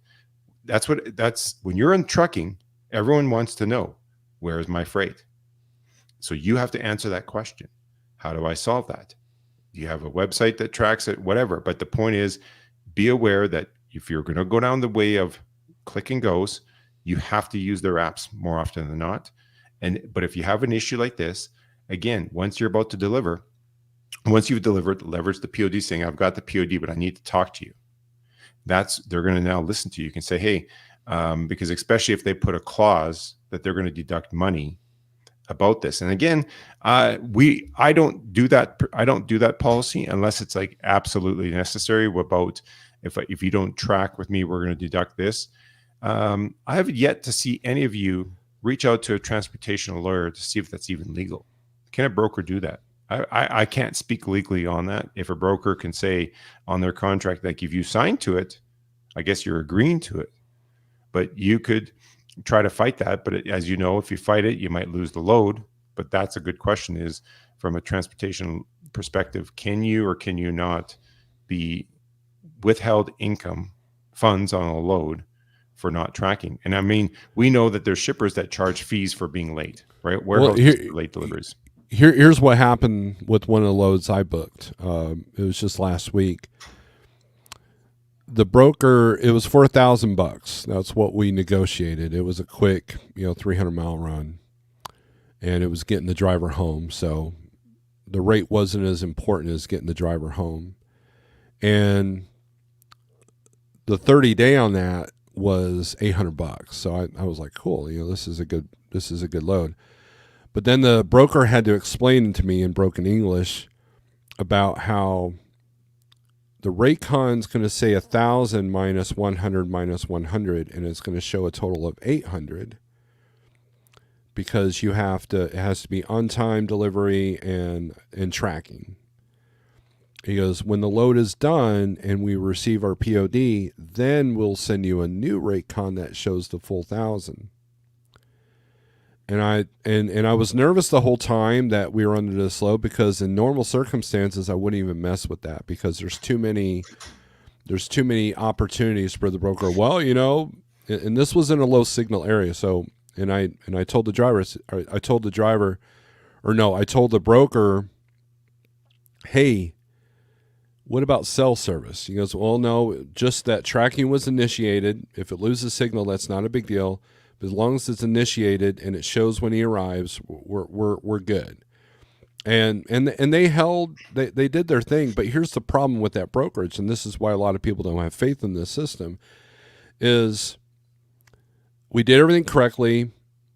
I had to egg them a little bit to make sure that, with the POD, that we got the full rate con, and they finally did it. But then there's literally 8 people in this email chain of everybody from this brokerage.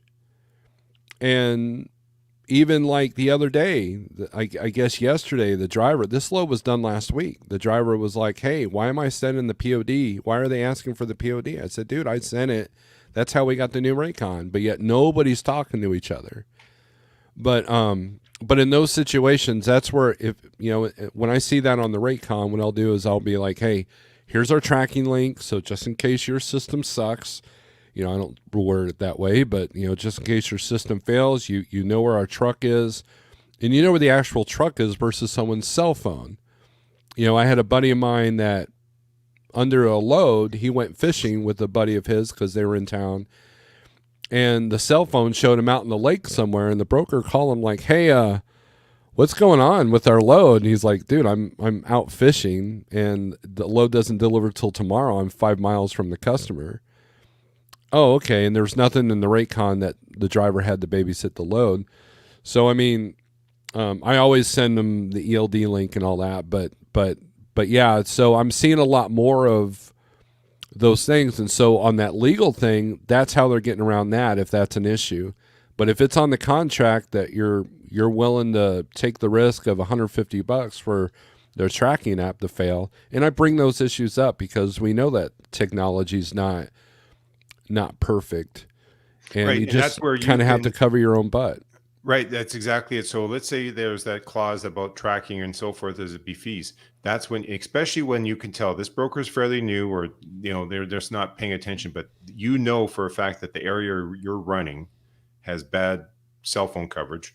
That's when you say, okay, yeah, I'll click the app to initiate the tracking, but I'm also going to send an email. Mm-hmm. Then I'm even going to send them a picture of the load with the seal as proof, and Yeah. a BOLs right after pickup. I'll send all of that to them. And then I'm going to track it so that at the end of the day, if they try to say, well, we're going to deduct 150, no, no, no, no. Here's all the proof. I sent you the pictures at the time of pickup and delivery. Your tracking is the part that failed. Because here's the thing, again, back to what I was talking, why I wanted to come on is, yeah, the truck shows are nice. You guys get together and stuff, but the real facts are not being dealt with.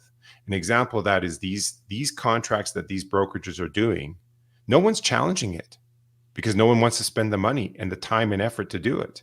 An example is, we hear the terminology force majeure, right? What's force majeure? So that's unforeseeable circumstances that prevent something from fulfilling a contract. So you can say, well, I'm going to put a clause about force majeure, but hang on a sec. You have to read what the terminology of force majeure is.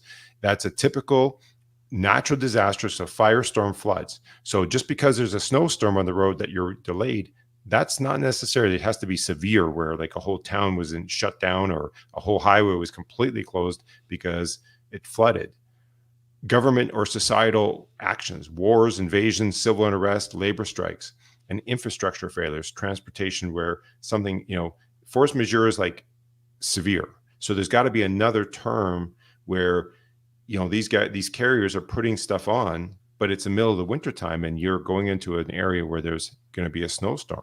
Expected, like this year's been pretty mild, but we know that it can be bad. So the question would be is, at these truck shows and others, we need gatherings of people to have transportation lawyers to ask these questions. And yes, as one solo operator, it's going to cost you a lot of money, but maybe you can find 10, 15, 20 of you where you can each put in $1,000. That's $20,000 of a lawyer's time to help analyze some of these. You could take 10 contracts and say, okay, we each read and highlight the spots that we believe are questionable on their terms. Because we have a person in-house where I have shippers. I have customers I could have had customers for, but I don't because of their contracts. So if you think leaving the brokerage, saying the brokers are the worst in the world and they're the scum of the earth, that's fair. I'm going to get my direct shipper. Call me up. I'll give you some direct shippers, and I'm going to hand you their contracts. Oh, I wouldn't agree to that. I won't agree to this. So what are you going to do? There's shippers that have horrible contracts that their price, like the fee for tarping is 3/4 of what the industry standard is. Their detention pay, 3/4 of what the typical spot market would be. So it's, the grass isn't greener getting a direct shipper. Sometimes it is, sometimes it's not. Sometimes it's easier to work for a brokerage. So you have to just know what your game is. Why are you out there with your own authority? What was your intention? And live within that. If you just want to you want to drive your own truck with the freedom to book the loads you want, having a company like yours, or going to the Big Blue where you can pick and choose your loads, you're not going to get the best all the time, but you have the freedom when you want to just shut down if you want that ability where it's Thursday, I don't feel like working, it's going to be nice, I'm just going to turn off my truck, turn off the load boards, and no one's calling me, it's great. But me as a brokerage, I have customers. If I just want to say, I'm not working today, and my customer calls and I'm not there, what are they going to do? If they relied on me for a period of time where I built their trust that I'm always been there, and all of a sudden I stopped being there for them, now they have to open the doors to other brokerages. Well, I've now given them the opportunity to take away that business. So the choice is, You have to make choices. Like for myself, I could be that person where I'm just going to walk away, or if I want that business, I have to invest time to hire people to keep those customers. So if I want time off, so there's all choices, but we need to get more in depth. 2023 was that year that, who cares about the bashing of customers broke? You just have to pick what you're focusing on, dive into your, so the quick things that I can summarize in 2024, analyze. When you're in a situation, try to remove the panic, always being earlier than you can, assessing situations. When you look in a room and there's people that are nattering, and then there's the person sitting in the background just observing, and then when they say something, they say very few words, but the words they say are the most powerful. And who are those kind of people? CEOs often are that way. Right. Someone, my name is Nobody. He asked earlier in the chat. I apologize if you're still in here. What are good Facebook groups? I said they all have their ups and downs, but rates and lanes, rate per mile masters, those two are usually the biggest ones. But you're going to sort through a lot of. It's like going through the bargain bin at Walmart looking for that good DVD. It's I know I just aged myself there, but look at the people that are not yelling, that are coming up with solutions and with honest questions, not throwing insults back and forth. But yeah, the way I look at 2023 is, okay, what was hard and why was it hard and what can I do to make it less hard? I mean, it's essentially what it is.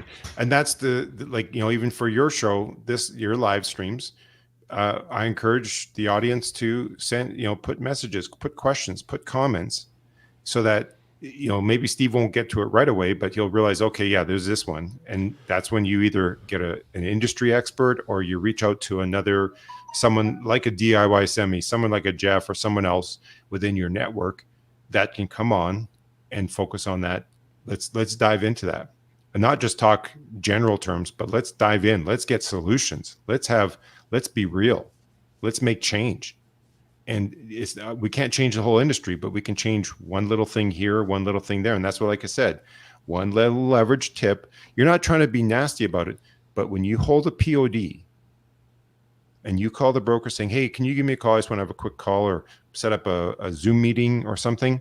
That's the power. Because I will call that. If a carrier says, I need to talk to you about this load and I've got the POD, before I send the POD to you, I need to talk to you, I'm calling that broker, that carrier. I'll pick up the phone right away and call them, right?